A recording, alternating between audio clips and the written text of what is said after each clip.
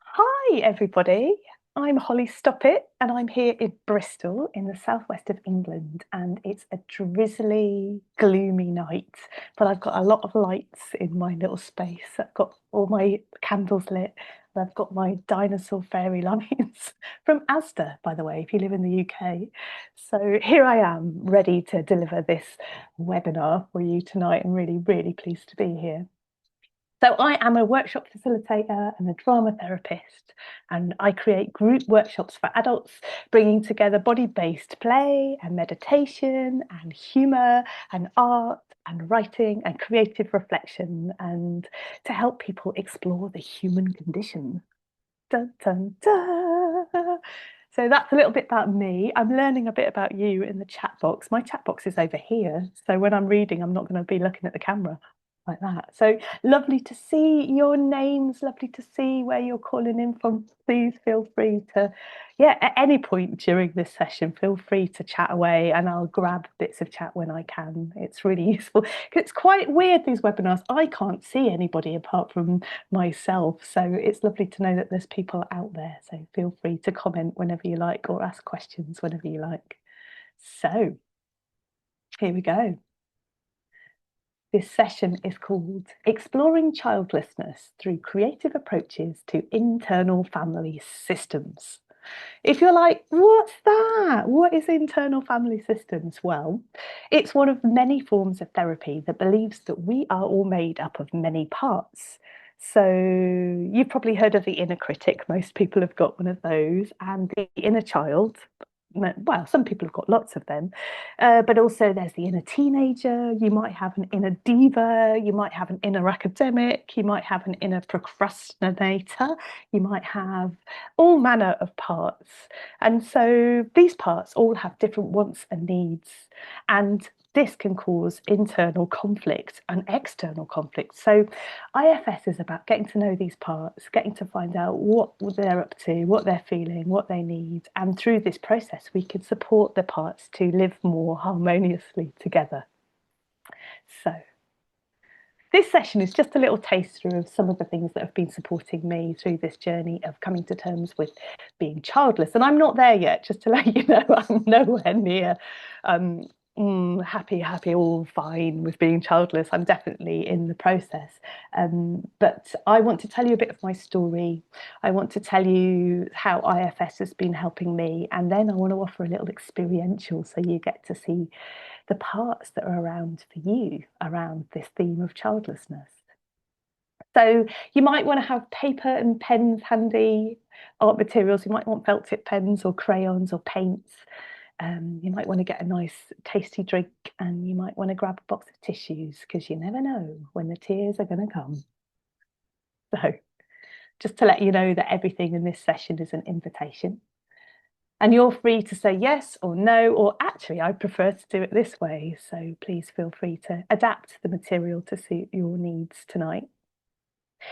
I'd like to start with just offering a little short grounding, just kind of 5 to 10 minute grounding, guided meditation to help you connect with the earth and to help you tune into how you're feeling right now.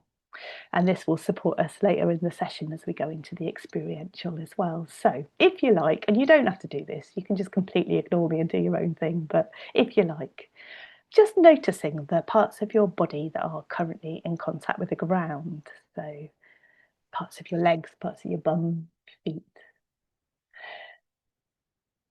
noticing. And can you get a little more comfy is the question. Can you find a way of getting yourself a little more comfy? And maybe this means getting another cushion, or maybe this means uncrossing your legs and getting your feet flat on the floor. Maybe this means coming down to the ground to sit down or to lie down even on the carpet. But just take a little moment to get connected with the earth, with the floor. You might want to close your eyes or just take your vision away from the screen just to allow yourself to be in your own space for a little while. And I'll be speaking so you can follow my voice.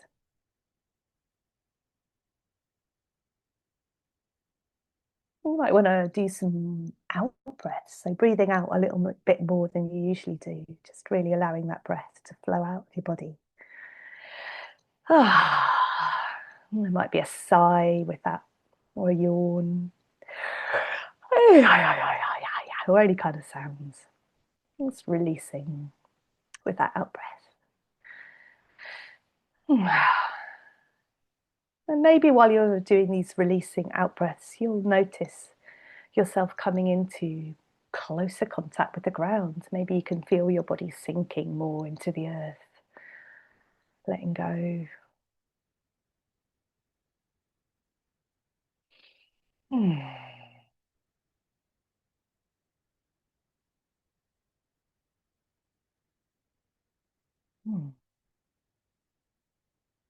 So surrendering our weight to the good earth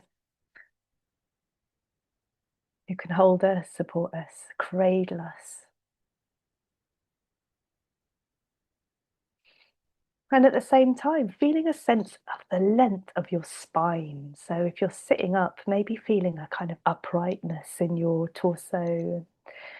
If you're lying down, maybe just feeling the full length of your spine, just snaking along the earth. So we have this length in the spine, surrender in the lower part of the body.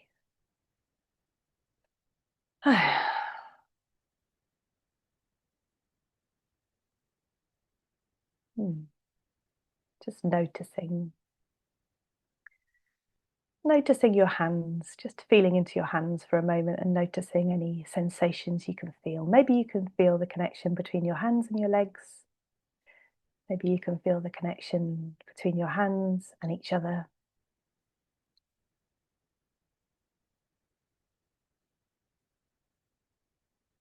And as you breathe into your hands, just inviting them to soften a little if it's possible. And your hands just soften a little, even just 5%.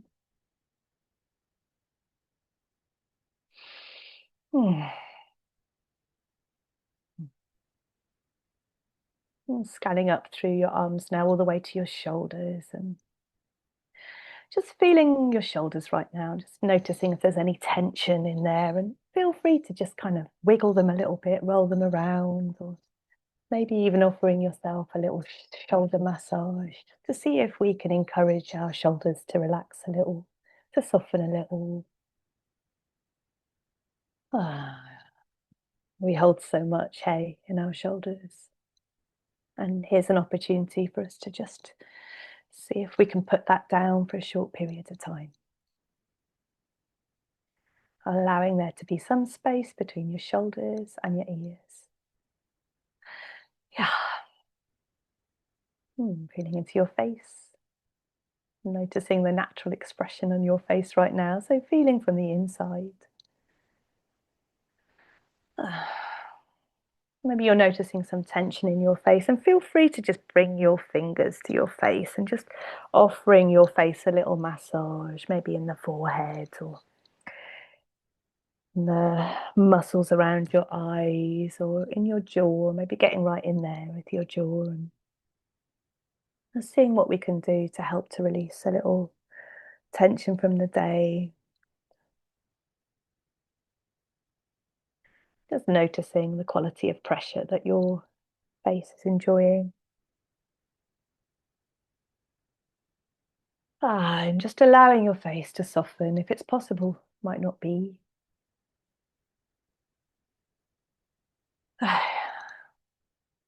And tracing down now through the front of your body all the way to your belly, and just noticing any sensations you can feel here. And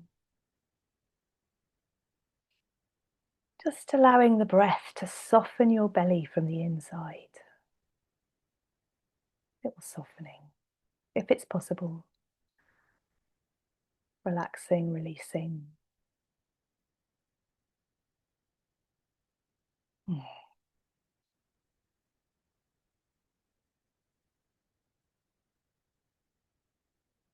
So here we are, connected with the earth, lengthening in the spine and softening in the body. And just taking a moment to turn in your attention and just to notice what's happening inside your body right now. Maybe there's particular sensations you're aware of. Maybe there's a gurgle in your belly. an ache in your back, an itch on your nose. Just noticing these sensations. And there's not anything you need to do about them. Habitually, we tend to run away from sensations or try and cling on to the good ones. But with this practice, we're just noticing with curiosity what's here, seeing if it's possible to welcome it with open arms.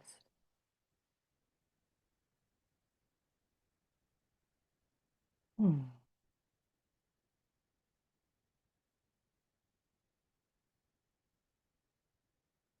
Let's do the same with your emotional state, just noticing your mood. How's your mood right now? Maybe you're feeling really calm with this practice, blissed out, or maybe you're feeling a bit annoyed and disgruntled, or maybe there's some sadness in you, or some joy, some excitement. So just noticing what's here. Can you feel it in your body? That feeling.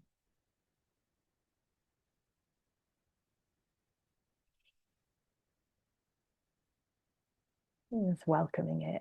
Welcoming with curiosity and compassion. However you are, it's all welcome here.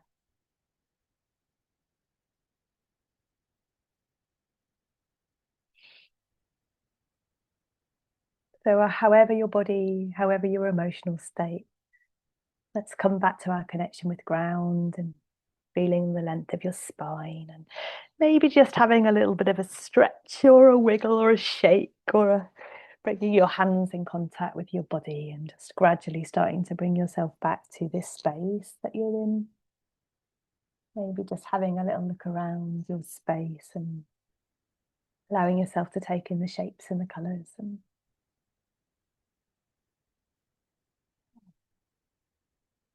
Mm. And as you're ready, starting to bring your connection back to the screen. How was that? Anything you'd like to share in the chat box? Anything you noticed? How are you doing tonight? Feel free to share. Oh, some lush yawning going on there. Oh, some loveliness happening there. Oh, it's really nice to hear. And also, it's okay if it's like, oh, that was really annoying. That's welcome too. Yeah, annoyance in the back and the neck. That's really welcome. Refreshing after work. Yeah. Yeah. Oh, okay. Nice to hear. More grounded. Yeah, good to stop. Yeah. Oh, really lovely to hear. Thank you. Thanks, everybody, for being there in the darkness with me. So, I'm going to move on now. I'm going to tell a little bit of my story of childlessness and going to invite you to just notice, to just track what's happening in you as you're listening to me tell my story. So maybe you'll notice sensations or emotions or thoughts or impulses, and just track, just notice what's going on for you, and feel free to take little notes or draw little pictures, or just to see if you can split your attention between listening to me and listening to you. So here we go. Dun, dun, dun, dun, dun. I always wanted to be a mum. I grew up in the circus where children were celebrated. And I worked with kids all the way through my 20s. I was a performer, I was a play worker, I was a drama teacher, and I loved working with kids. I love their honesty. I love there's no bullshit with kids. I love their creativity. I love their madness, their eccentricity. Kids are just then in my 30s, I trained as a drama therapist. And on the advice of my supervisor, I started moving over to working with adults for the first time. And what I discovered in working with adults is exactly the same as working with kids. And actually, my job was largely, as a therapist, was largely about helping adults connect with their inner child. So for my master's dissertation, I brought together drama therapy and clowning, and actually in helping people connect with their clowns, what I'm doing is I'm helping them connect with their inner children. So my work has always been about children, whether I'm working with kids or adults. And actually, as a holder of space, I'm tapping into the mother archetype all the time. And I love it. I love it. I love being a mother. I love holding that safe space for people to explore and experience. And um, for a number of reasons, I didn't find my baby making partner until I was in my mid 30s. And we tried everything to make a baby. We tried absolutely everything. And despite all of our efforts, all 4 of our pregnancies ended in miscarriage. We lost our 4th baby in March 2021. It was not that long ago, really. And in August 2021, my partner left. He decided he couldn't go through with it anymore. That cycle, I mean, lots of you will know this, the cycle of hope and then pregnancy, and actually tasting that possibility of being a mother and then letting it go, and the grief and blah blah blah. That cycle, that you know it, I know it. He just got to his limit of what he could tolerate, and he left. And I collapsed on the living room carpet for 6 weeks, and I sobbed and I sobbed and I sobbed and I sobbed until a part of me woke up and went, okay, that's enough now. 6 weeks is quite enough. Come on, off you go, back to work. Let's get you into work. Come on, come on. You can't have a family, but there's plenty of people out there that need your help. So come on, come, come, come, come. So I call this part my project manager. And I love her. She's amazing. She gets me up, she gets me going, she organises me. And she signed me up for a year-long supervision training, which was a pretty full-on thing to do. And she encouraged me to up my game with my work. She helped me create a massive body of workshops, a whole load of new products, new stuff. And she just pushed and pushed and pushed and pushed and pushed and pushed and pushed and pushed and pushed and pushed and pushed and pushed and pushed and pushed and pushed and pushed and pushed until I collapsed again. So Christmas 2021. So I'd been sort of running at life for 6 months, and then I burnt out in quite a big way.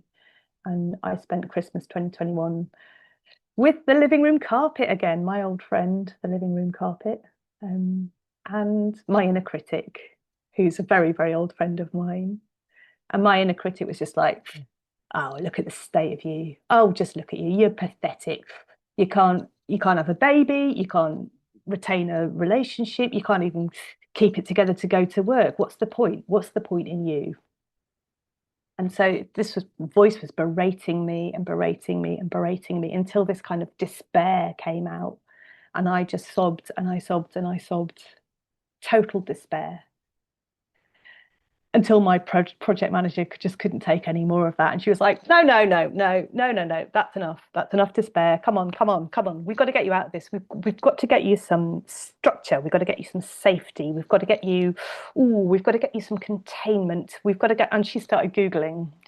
She's on Google for like 2 days looking for opportunities. And she came up with this opportunity to volunteer in a retreat centre, in a meditation retreat centre for a year. She's like, oh, this will do it.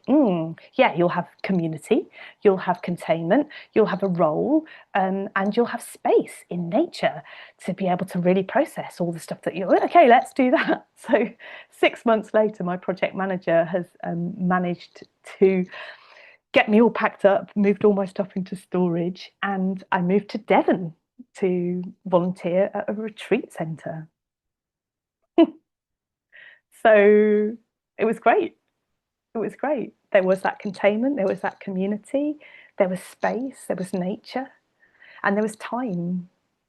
And in that year, I spent the whole year just sitting and walking and being with my grief. And I finally got the support I needed to listen to that grieving mother inside of me. Instead of trying to run away from her and fix it and compensate for her, I actually sat with her, and she said to me, Holly, I just need you to slow down. I need simplicity. I need space. I need love and care and support. I need you to let me express my pain, and I need you to let me shed my tears. And that's what I did. I gave her my pen and she wrote and she wrote and she wrote. And I gave her my body and she danced and she danced and she danced. And I gave her my voice and she sang and I listened. And it was a whole year of really listening to her. And it was really supportive. It was a really, really supportive way of dealing with the loss. It was actually coming into direct contact with her. And it's continued to be really, really useful as I'm coming to terms with being childless. While I was there at the retreat centre, so many people kept showing up and talking about this IFS. They were like, "Oh, have you heard of IFS? Ooh, IFS. Ooh, you've got to know about IFS."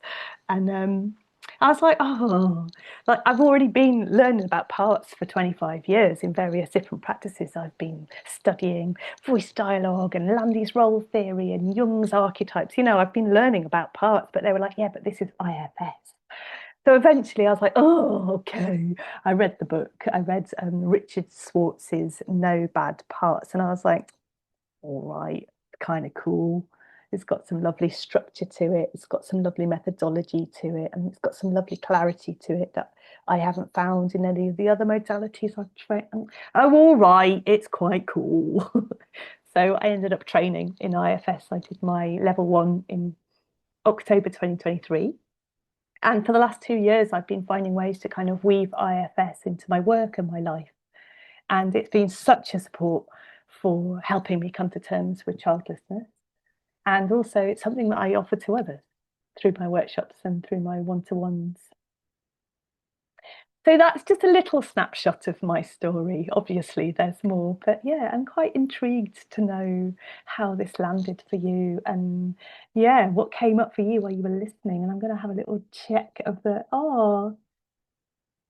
chat box to see what's happening.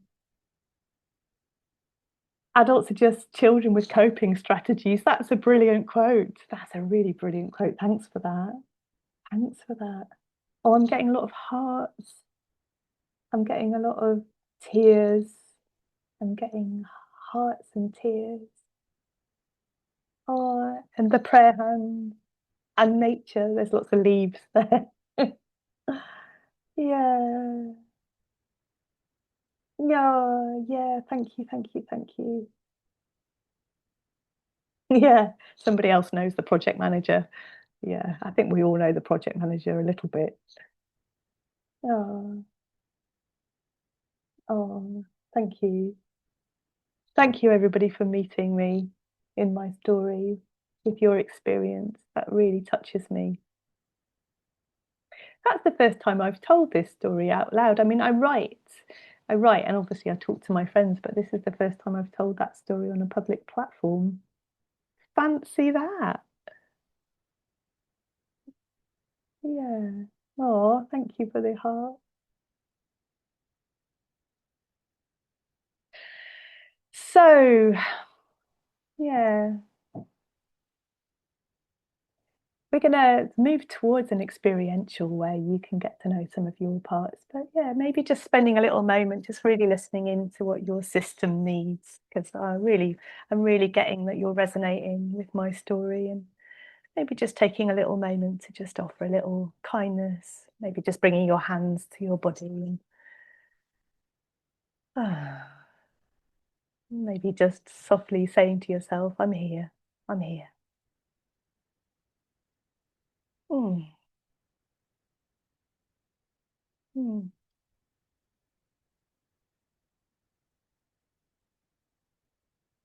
yeah. And as you're ready, yeah, introduce the experiential, um, yeah, taking care of yourself as we go into this. So I just introduced you to my project manager, my inner critic, my despair, and my grieving mother. They're just some of my parts. There's loads of them, by the way. These are known as parts in IFS. Um, Parts can appear as sensations or emotions or thoughts or impulses or many other ways, and people experience their parts in different ways. my inner critic takes the form of a crow that lives on my shoulder and just sort of pecks away at me with all this criticism. And that activates my despairing part. My despairing part is a baby that lives in my womb, and she just thinks it's the end of the world, and she wails and she wails and she wails. And that wakes up my project manager who lives in my hands. And yeah, so she organizes me. She makes sure there's something I have to do all the time. But she can get a bit carried away, and she will push and push and push and push and push and push and push until I collapse. And then we're with the despair again. Then the despair wakes up, and then the inner critic wakes up to say, oh, that's how rubbish that all is. And so it goes, and so it goes, this cycle of yeah, these parts. They're all linked, they all relate to each other in this way. And so when I can meet these parts with curiosity and compassion, they feel seen and heard. And when they feel seen and heard, they can relax and soften.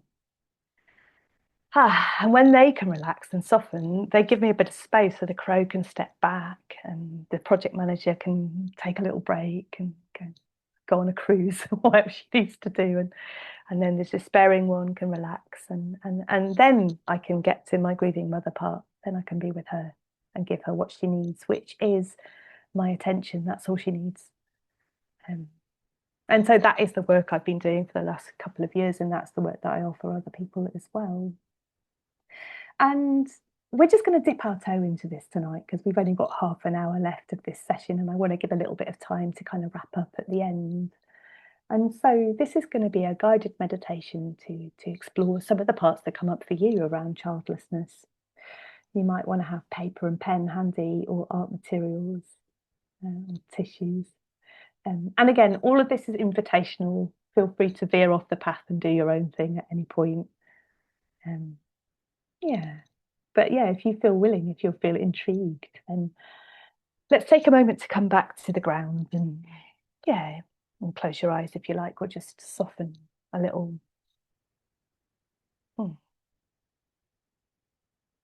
Yeah, maybe a few of those lovely out breaths again.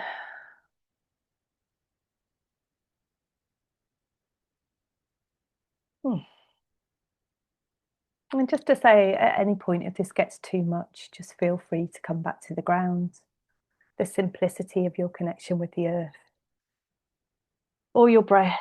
Come back to your breath. Or yeah, feel free to have a wiggle or a stretch. You can stand up, you can walk around, make a cup of tea. So yeah, you're not locked into this. If it gets too much, trust your body's wisdom to tell you this is too much, and feel free to sort of come in and out of this. So just noticing what's here now inside your body, sensations, emotions, thoughts. And there might be stuff still lingering from me having spoken. Or there might be stuff lingering from the day that you've had so far.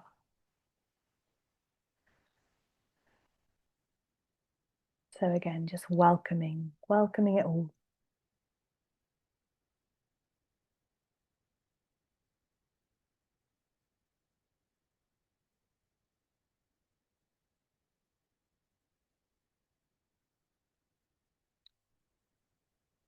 So I invite you to explore some of the parts that pop up when you say the phrase, I am childless. You could just repeat that phrase over and over again. I am childless. I am childless, and just see what pops up. Or you could roll back to a memory of having said this to another person. Because we've all had those experiences, haven't we? When somebody asks, how many kids have you got? So you could roll back to a recent memory. So either just working with the phrase, I am childless, or working with the memory of having told somebody that you are childless. And as you repeat that phrase or play back that memory, just start to notice sensations in your body, emotions, thoughts, impulses.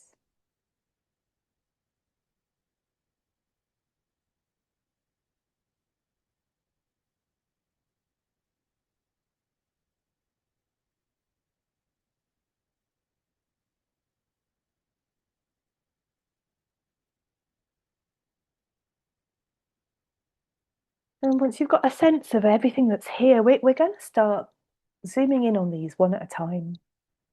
And it may be a big kerfuffle. There's lots of parts that want your attention, like children in a class, in a nursery class. Everybody wants your attention. So just let them know that they'll all get their turn, but we just need to focus on them one at a time so we could really find out about them. So maybe going with the loudest one first, whoever needs your attention most. Who's here? When you say the phrase, I am childless, what pops up inside of you? Maybe there's a critic that has opinions about that. Maybe there's a project manager that, like mine. Maybe you're with the really sad, grieving parts.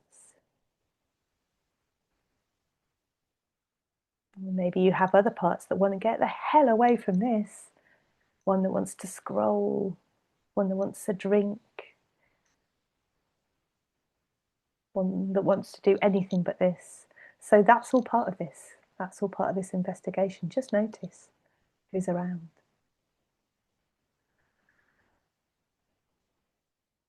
And just choosing one to work with first of all, really giving your attention to that part.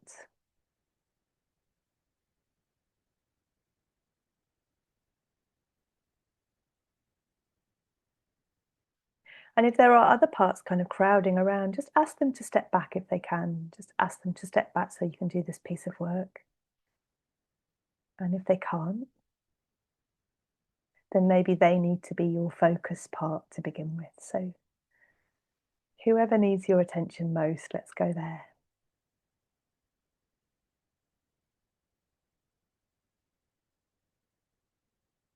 And noticing, once you've selected a part, where does it live in or around your body? Does it have a home inside of you or somewhere around you?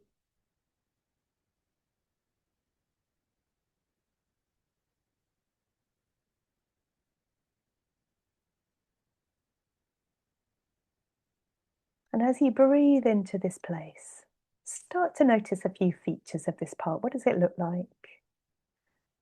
Is it a character, or is it an animal, or is it an object?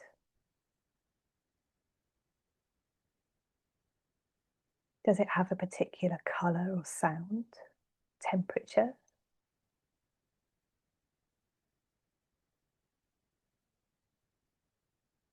Is it moving or is it still?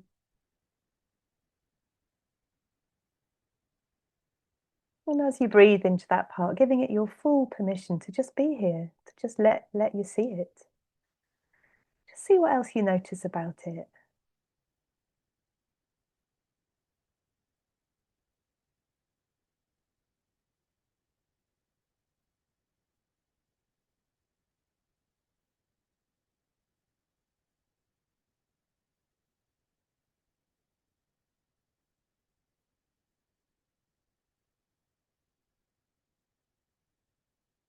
And once you've got a sense of it, if you like, you can make a little mark on a page or write some notes just to remind yourself of who you've met.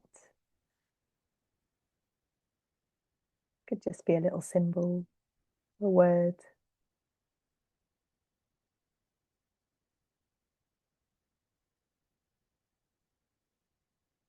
And when you've captured the essence of that part on the page,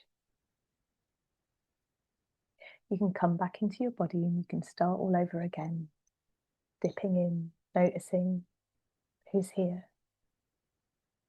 When I say the phrase, I am childless, which parts come to the surface?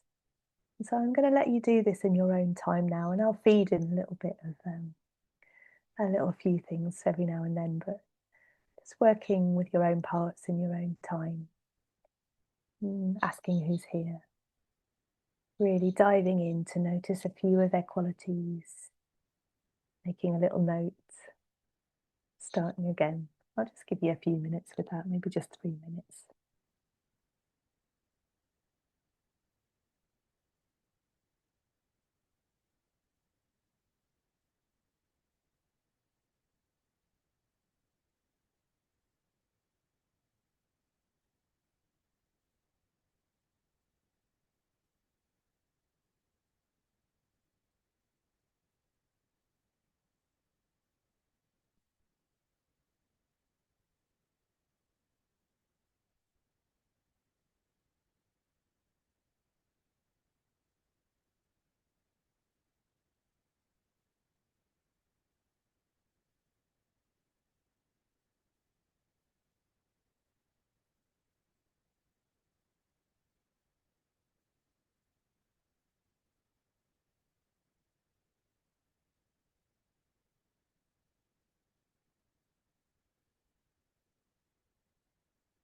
So if you're into this, then keep going. If you're a bit baffled by this, feel free to ask a question, um, or just have a rest. You could just have a rest. It's only a couple more minutes.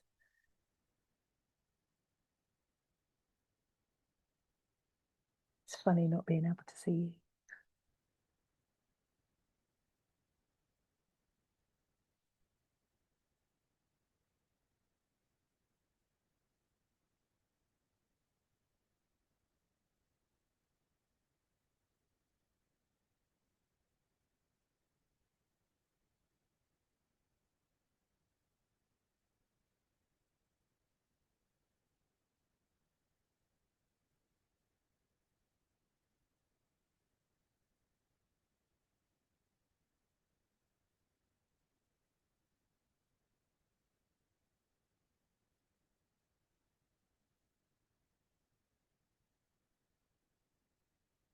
Just one more minute to notice any other parts that are around that need your attention.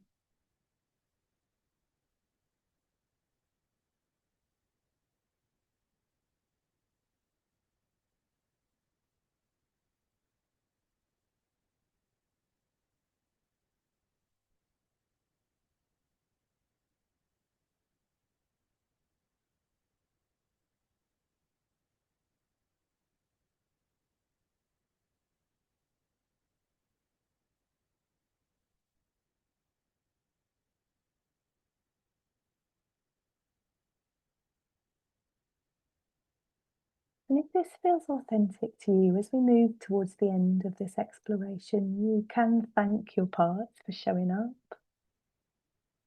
And you can let any parts know that you'll be back and come back to them later, and just make sure you heard everything that needs to be heard.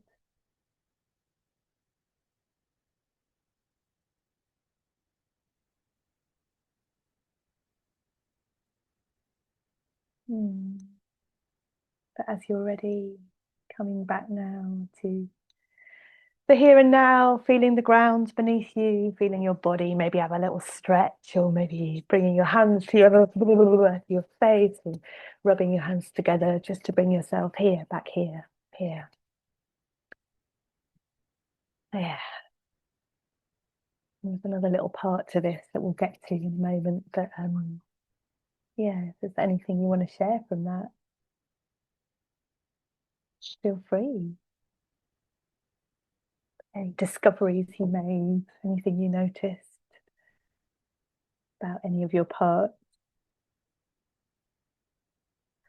Oh yeah, there's some anger. Anger coming out in full force. Loudest cry in your orange chakra. Oof. Wow. Yeah. Yeah. And can you hold that? Does it feel okay to hold that? To witness that rage, that anger? Yeah, recognize that and resonate with that. Mm. And there's a part that wants to share emojis with me. I really love that. I love that. Thanks to that part. Thanks to the emoji part. Oh, sweet. Yeah.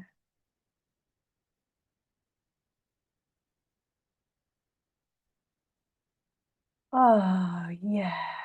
Wow. Okay. Wow. Wow. Wow. So somebody is saying, I'm not going to say your names because I want to keep your confidentiality. But somebody is saying that there's a part that feels like she's a failure, and that part is polarized with the one that is judging her. So they're in opposition with each other, like conflict with each other. And the most surprising one is that the unborn child is there. Yeah. Yeah. Oh, yeah. Sending her lots and lots and lots of love. Yeah. Wow. Breathing mother, finding peace in the comfort of nature. Oh, I'm glad she's getting what she needs. Inner critic saying I'm failed. and then hitting me on the head with a hammer. Yeah, they do that. They do that. The thing with these critics, I mean, I think this is kind of fascinating that the critics are actually, they're trying to help us. All of our parts are trying to help us in their own sweet ways. They're all trying to help us. So the critics try and help us by criticizing us harder than anybody else could ever criticize us. So if they really, really hammer us hard with a hammer, we're not going to take the risk to go out there and be vulnerable and connect with human beings, because they're making sure that they're taking us out of that. And so the critics like to criticize us harder than anybody else can, to preempt other people's criticism. That's the work that they do. And it, it's tireless work. They really put the hours in. I know mine does. So, yeah, sorry to hear it. Yeah, worthless part.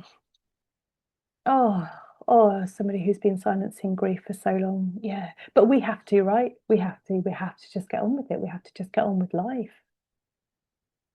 And it's part of it. There's a time for grief, and there's a time for, we just have to get on with it. And I feel extraordinarily lucky with my life, and that, I'm self-employed and I can create the life that I want to live, and I could make enough money to be able to take a year out. So I feel extraordinarily privileged to have given myself that opportunity of a year out. And I know that's not available to everybody. I loved the seminar on Monday, which was around grief and gratitude, moving between grief, doing the grief work, and then doing the restorative work. It was a really beautiful model of grief that I've not come across before. I can't remember what it's called. Maybe Steph can put it in the chat box. But that really, yeah, I think that's the work that we're doing, isn't it? We're tapping into the grief, and then we have to step away, and we have to resource ourselves and live in and out, in and out, that kind of pendulum. So raw grief took me by surprise. It's been nearly 15 years and it's still raw, yeah. Yeah, it's big, big, big, big, big pain. And this is what I'm finding with, my therapy, with my personal therapy, is I am being held by my therapist to hold my grief, to sit with my grief, and to sit with all the parts clustered around my grief. And through that, there is peace. Peace is coming into my system. I'm not there yet. I'm not just like, yeah, every day is a beautiful day. It's like really not that, but I'm tasting it. I'm starting to taste peace through the sitting, and really sitting with the grief, really sitting with it eye to eye. Yes, my body is saying, I'm not letting that out. Fair. This is fair. Well, yeah. And to really respect that. The body knows, the system knows. And that's just one of the things I love about IFS, is that it's really respectful of each individual system. We only work at a rate that the parts will allow us to work. Feeling sorry for myself, not being able to have what I want, head switches on and tells me it's okay, it doesn't matter. But I know my tears, I know what I want, I yearn, I dream, I reach out. Yeah, wow. So you've got a whole family of parts there. You've got the one that feels sorry for herself. You've got this one that goes, oh, it's okay, it doesn't really matter. And then there's these tears. Yeah, and they're there in relationship with each other. And they're all welcome. They're all so welcome and valid and important. Those voices are all important. Hmm. The victim, it's not fair. You all have it's better than me. Yeah, and this is a part, it's a real taboo, isn't it? The victim, and it's something, especially as women, it's something that we want to kind of get away from, and definitely not have anything to do with that. But it's there, and it's part of our inner cast. And so, how can we hold that victim with love and compassion? Oh, I see you, sweetie. This is hard. This is hard. This is hard. And it's through that compassion that things start to soften and open up. That's been my experience, rather than pushing away and judging and shaming, to call them, these parts in. Oh, sweetie. Yeah, it's really hard. It's hard to walk down the street when there's, at home time and all the kids are spilling out of school. It's hard. It's hard. What do you need, my love? What does this part need? I have to have boundaries. I don't walk around at home time. I just don't do it anymore because it's too painful. And that's something that's supporting me.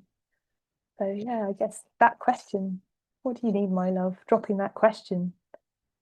Oh, I'm really listening. What do you need, my love? Hmm. Oh, so beautiful to have all of these comments. Feels so so nourishing. I feel really met by your comments, so thank you.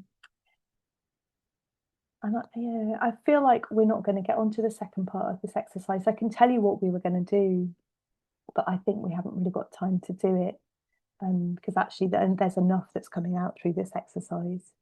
But yeah, I guess just to let you know what we were going to do, in case you want to do this another time, is I was going to invite you to embody one of your parts a bit, just to see if you could find the posture of it, to find the breathing of it, the tension in your body. And then I was going to invite you to write as that part. I was going to feed in some questions to help us find out a little bit more about those parts. But I don't think we've really got time because I really want to respond to what's come in the chat box and what's coming through the Q&A as well. So yeah, so we're not going to do that second part. Yeah, I'm coming back now to the chat box. Yeah, critic telling me I don't really want children. Yes, well, this is the thing with the critics. They're very, very black and white.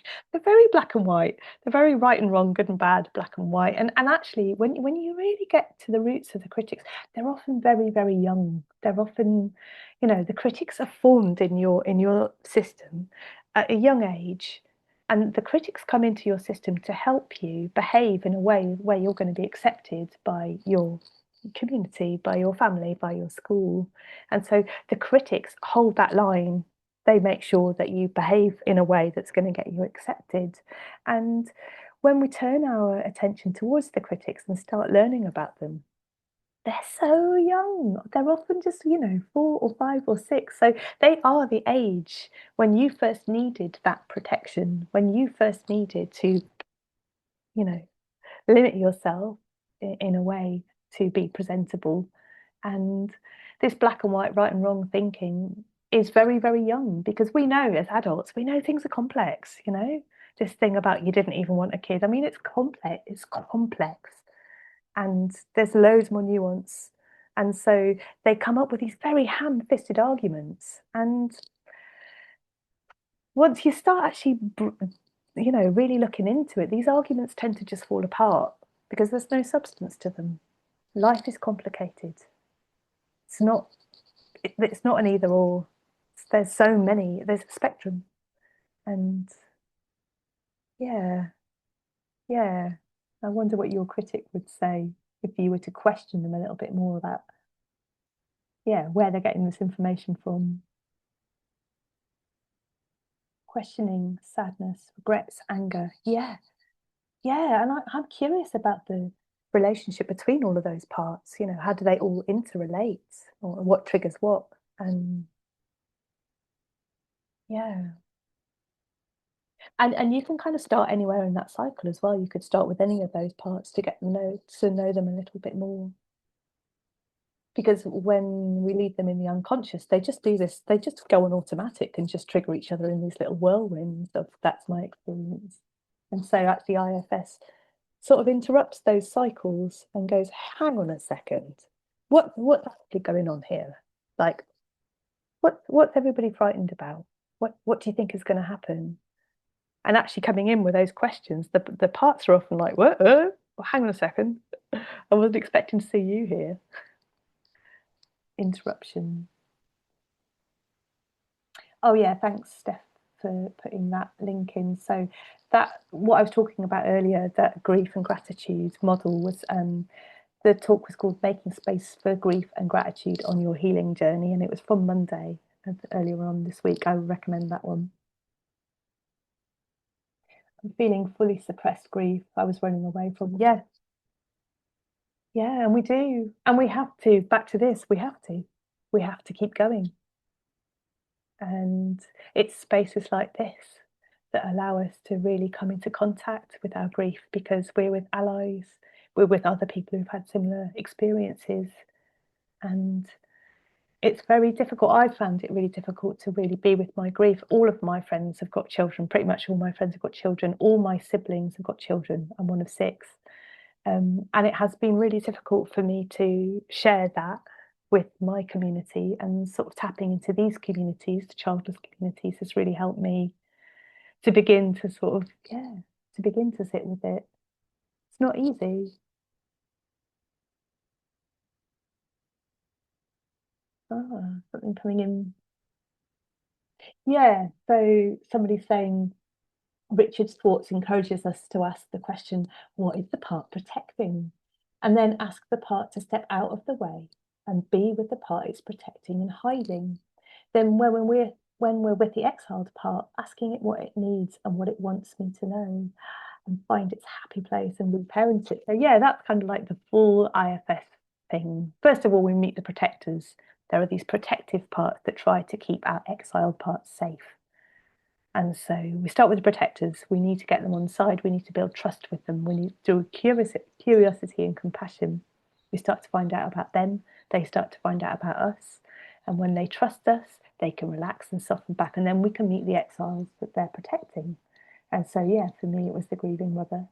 But behind the grieving mother is a whole bunch of children, lost children, exiled children. And so, yeah, this work I've been doing, in answer to your question, yes, yeah, there's a lot of childhood stuff that I've been uncovering through this IFS work. The grief of the grieving mother is sitting on top of a lot of grief of younger parts of me. And I've been meeting them all one at a time, and I've been holding them, and I've been nourishing them, and I've been caring for them. And that the change in that relationship is starting to change everything in my life. Everything is changing because of that work. Yeah. And that what I love about IFS is that, yeah, we start with the protectors. We're not going to get muscles in. We're not going to push the protectors to the side in order to, get to know the exiles. We'll get to know the exiles when the protectors are ready for us to do that. Because if you go in there too early, if you go and push all those protectors out of the way because we really want to get in touch with the really sad ones or the angry ones, then there's going to be a flare up. And protectors, they use all kinds of different strategies to keep us safe. So you get your preemptive protectors, and they're like your managers and your critics, and that make sure that you don't make mistakes, don't or make sure that these exiles don't get upset. And then you get your kind of more reactive protectors. These are known as firefighters, and they are like, whenever they sense the pain, they'll do whatever they can to shut it down, to soothe, to distract. They'll use alcohol, they'll use drugs, they'll use scrolling, they'll use gambling, they'll use sex, they'll use carbohydrates, they'll use sugar, they'll use anything they can get their hands on to soothe the system, because they can't tolerate the pain of the exile. And so we get to know those protectors first, and get them on side. We learn about their strategies of how they try and keep us safe.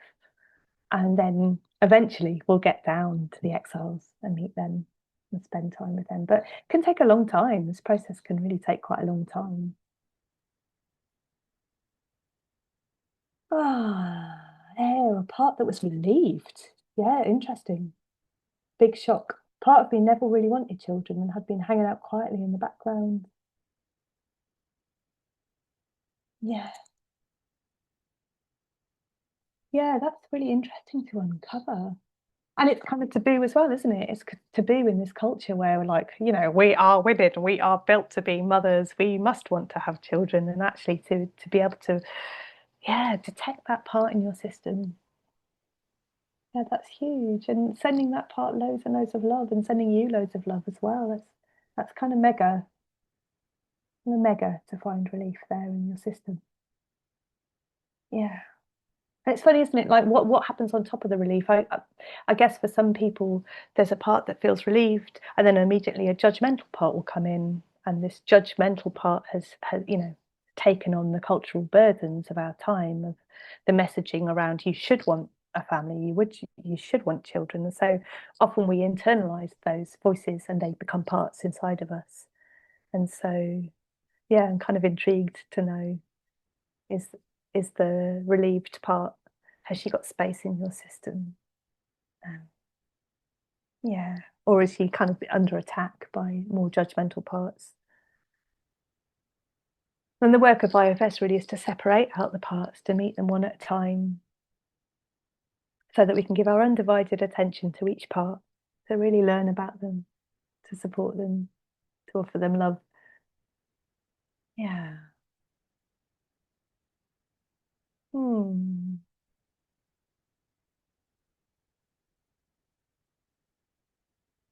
Oh, overcome with extreme tiredness. Yeah, really interesting.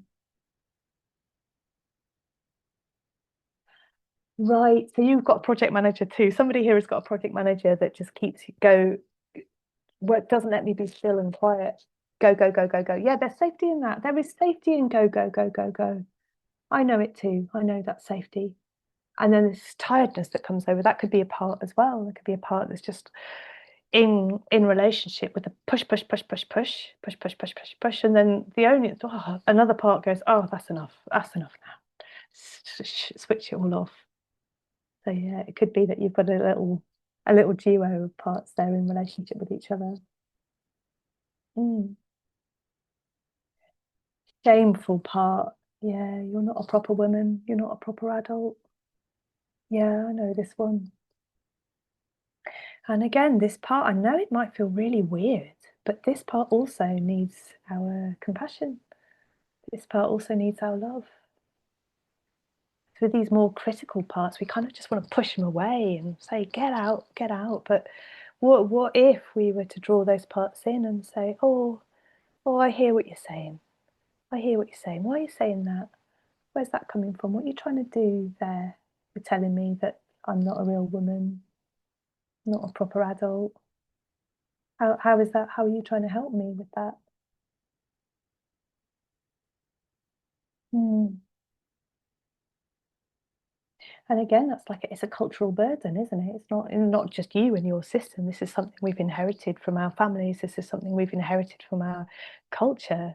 Women are supposed to breed. That's what women are for. And so finding yourself in in your reality, these parts, we're lugging around these cultural parts that are holding this narrative, and yeah, sort of like internalized childlessism. Is that a thing? Internalized childlessism. I'm saying that. And these things, they float around in our system without our awareness, and that's where they're most dangerous, when you're not aware of them. So bringing them out into the light like this, shining some light on them with compassion and curiosity, we can start to learn about how they're trying to keep us safe. Vigilant part feels like she didn't get the memo that everybody else received, dropped the ball somewhere along the way, missed something. Then it turns to shame. Oh, yeah. Oh, bless that part. That sounds like that part's working really hard. Really, really hard. Yeah.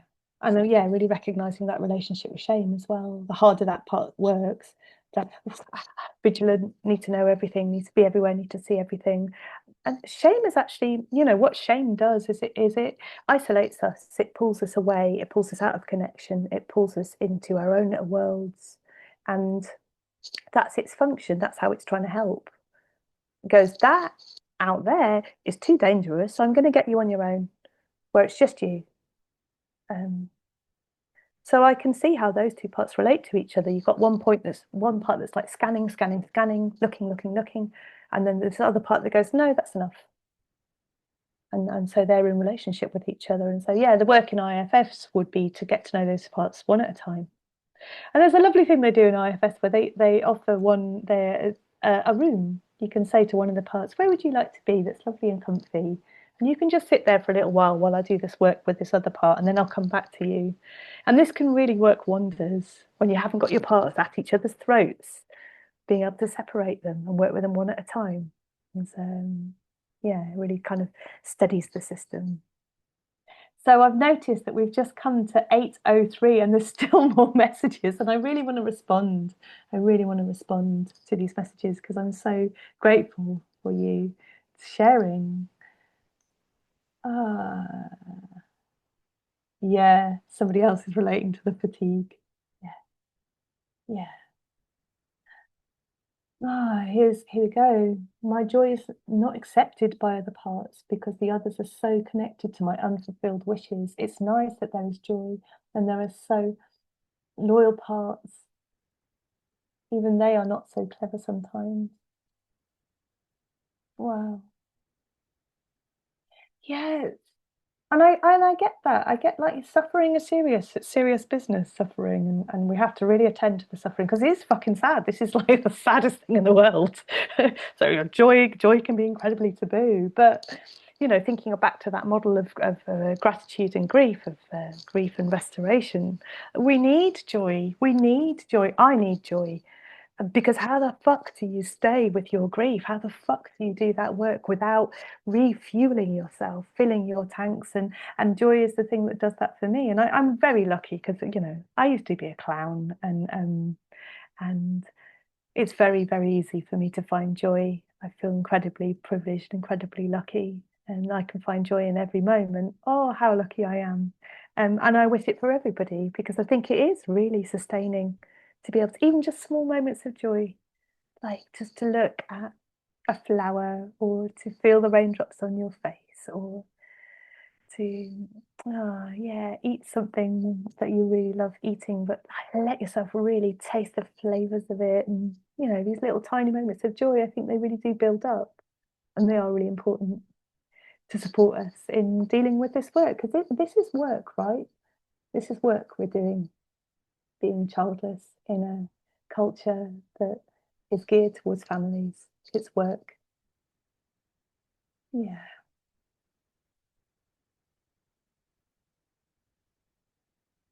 Yeah.